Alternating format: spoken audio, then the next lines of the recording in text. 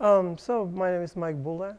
I volunteer for David Westerman. We canvassed in District 2.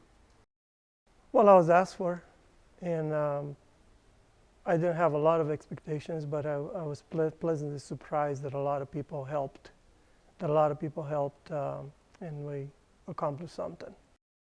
Well, it's not my first time volunteering. I've done it before many times. The experience was good. It wasn't very hard, so it was just a lot of work, but it wasn't hard, and I enjoyed it. Oh yeah, very easy. Housing, permanent housing crisis, electrical shortages, water shortages, permanent traffic congestions, low wages,